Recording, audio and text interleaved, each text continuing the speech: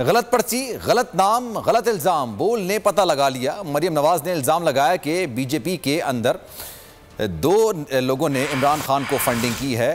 अंदरजीत कौन है, बीजेपी भी तलाश में लग गई है। मरकज और भारतीय रियासतों में इसका नाम और कोई रहनुमा नहीं है। अब सवाल यह है कि मरियम नवाज को गलत पर्ची मिल गई या मरियम ने नाम गलत लिया। बोल न्यूज के राब्ता करने पर भारतीय सहाफ़ी भी लाइल्म निकले। तफसीलात जानते हैं बोल न्यूज के एग्जीक्यूटिव प्रोड्यूसर गुलाम। बस बताई गई क्या मामला है? नाम ही गलत लिया उन्होंने, गलत पर्ची में नाम लिख के दे दिया और उन्होंने सिर्फ पढ़ दिया इसको। जी सलमान, देखिए, ये जो मरियम नवाज ने आज क्लेम किया था कि बीजेपी ने पीटीआई को फंडिंग की है और उन्होंने खासकर एक नाम लिया था दोसांझ का, अंदरजीत दोसांझ। उन्होंने कहा था कि ये बीजेपी के रहनुमा हैं और बड़े लीडर हैं और इन्होंने ये जो है इमरान खान को और पीटीआई को फंडिंग की है। इस खबर को जानने के लिए हमने सरहद पार तकरीबन 31 लोगों से राब्ता किया, जिसमें बीजेपी की लीडरशिप भी शामिल है और जिसमें भारत के मुमताज जो सहाफी है वो भी शामिल है। उन्होंने सबने ये कहा कि इस नाम के शख्स को वो नहीं जानते, अगर तो मरकज में भी ऐसा कोई रहनुमा नहीं है और इवन के अगर स्टेट्स जो भारत के सूबे हैं उनमें बात करें तो वहां पर भी ऐसा कोई रहनुमा जो है इस नाम का मौजूद नहीं है। मैं आपको मोटी मोटी चीजें आपको सलमान बताता चलूं कि इंडिया टुडे की एग्जीक्यूटिव एडिटर है गीता मोहन, उनसे बात की तो उन्होंने कहा कि दिलजीत दोसांझ हो सकता है जो इंडियन मूवीज का सिंगर है। हंस के उन्होंने मजाक में ये बात की। उन्होंने कहा कि इस नाम का बंदा मैं 30 साल से जर्नलिज्म कर रही हूँ, मैंने नहीं देखा। उसके बाद आदित्य राजकोर है CNN न्यूज 18 के, उनसे हमने बात की, उनके ग्रुप एडिटर हैं, तो उन्होंने भी इसको इसी तरीके से किया कि आज तक इस नाम का लिखा है। इवन के निचली लेवल पर भी जितने बीजेपी की लीडरशिप है उन तक में इनका नहीं पता। इसके बाद आशीष सिंह है ABP न्यूज जो कि भारत का बड़ा चैनल है, उनसे हमने बात की तो उन्होंने कहा कि यूनियन काउंसिल की लेवल पर अगर कोई लोकल कारकुन हो तो वो अलग बात है, लेकिन बीजेपी में ऐसा कोई शख्स नहीं है। इन्हें खुद से तहकीक भी की है बीजेपी की लीडरशिप से और साथ ही उन्होंने ये भी कहा कि अगर यूनियन काउंसिल लेवल पर कोई शख्स होगा तो वो इमरान खान के को फंडिंग कैसे कर सकता है। तो इसके साथ साथ रविंदर सिंह रोबन जो कि पंजाब के बड़े सीनियर जर्नलिस्ट हैं, क्योंकि ये दोसांझ जो एक कास्ट है, ये पंजाब में एक गांव है जो कि वहां के रहने वाले लोग अपने सरनेम के साथ दोसांझ लिखते हैं। तो मैंने इसीलिए भारतीय के पंजाब में जो सीनियर साफी हैं उनसे बात की और उनसे पूछा, जब दरियाफ्त किया तो उन्होंने कहा कि उन्होंने उस गाँव तक में पूछा है कि लोकल लेवल पर भी कोई ऐसा शख्स तो नहीं है कि जिसका नाम अंदरजीत हो, ऐसा शख्स हो जो बीजेपी को फंड करता हो या बीजेपी के साथ किसी तरीके से भी एसोसिएट हो।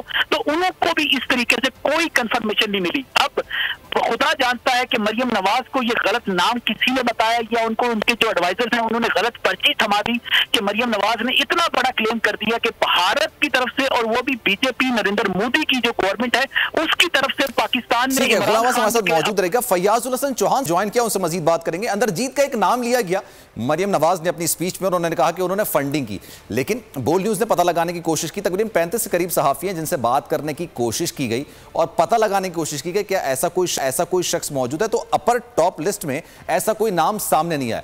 भैया साहब क्या कहेंगे आप? बिस्मिल्लाहिर्रहमानिर्रहीम। देखें, ये जो झूठों की चीफ सेक्रेटरी है ना बेगम सफदर अमान साहिबा, इन्होंने एक दफा कहा था कि लाहौर में रोटी 30 रुपए की हो गई है।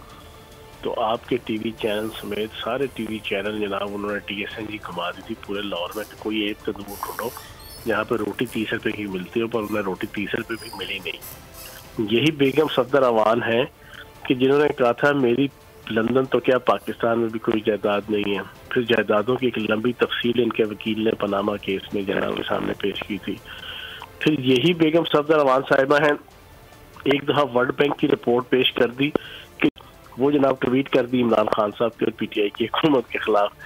तो मैं ये समझता हूँ कि बेगम सफदर अवान साहिबा रुसवाई और जगहसाई का एक सिंबल बन चुकी हैं और यही हरकत अब इन्होंने की। और look who is talking, BJP का इल्जाम कौन लगा रहा है? जिस बेगम सफदर अवान की अपनी बेटी की शादी पे नरेंद्र मोदी जो बीजेपी का वजीर आजम है, बगैर वीजे के बगैर डिप्लोमेटिक एटिकेट वो आया था और हाथों में हाथ डाल के इनके अब्बा जी के साथ जनाब इसकी बेटी की शादी में की तकरीब में शामिल हुआ था। उस बीजेपी का ताना दे रही हैं।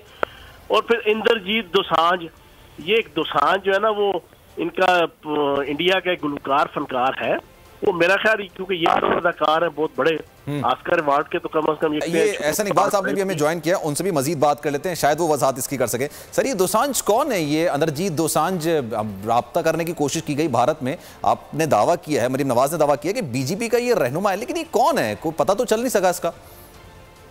देखिए, जो इस वक्त पीटीआई के बानी रहनुमा ने शवाहिद इलेक्शन कमीशन में पेश किए हैं, उसके अंदर मुख्तलिफ लॉबी से, जिसमें अमेरिका में इजराइल लॉबी है और बीजेपी के एक मेंबर पार्लियामेंट हैं जो बीजेपी से ताल्लुक रखते हैं, उनकी तरफ से, और इसी तरह की बहुत सारी मशकूक और काबिल एतराज डोनेशंस हैं जो पीटीआई हासिल करती रही है फॉरेन फंडिंग के जुमरे में।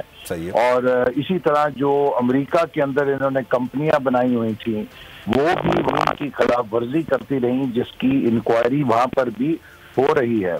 और इसीलिए हमारा इस पर ये एतराज है कि पाकिस्तान के अंदर पहली दफा किसी पॉलिटिकल पार्टी ने इस तरह फॉरेन फंडिंग को हासिल किया। सर, ये सारी बातें अपनी जगह सही होंगी। ये अंदरजीत दोसांझ जो नाम लिया गया है, एक तो आप पहले होते थे ना, पहले नाम नहीं लेते, लेकिन अब आपने नाम ले लिया और इस नाम का बंदा वहां पे कोई है नहीं, मतलब अपर लेवल पे तो नहीं है, और लोअर लेवल पे अगर होगा तो उसकी इतनी हैसियत नहीं होगी कि किसी पॉलिटिकल पार्टी को दूसरे मुल्क में फंड कर सके। ये सारी जो मालूमात हैं, ये उन शवाहिद पे मबनी हैं जो इलेक्शन कमीशन को पीटीआई के बानी रुकन जो है वो जमा करा चुके हैं। अच्छा। तो उन्हीं शहादतों और दस्तावेजात की बुनियाद के ऊपर ये मालूमात मंजर आम पर आई हैं और मीडिया के अंदर भी दिया गया।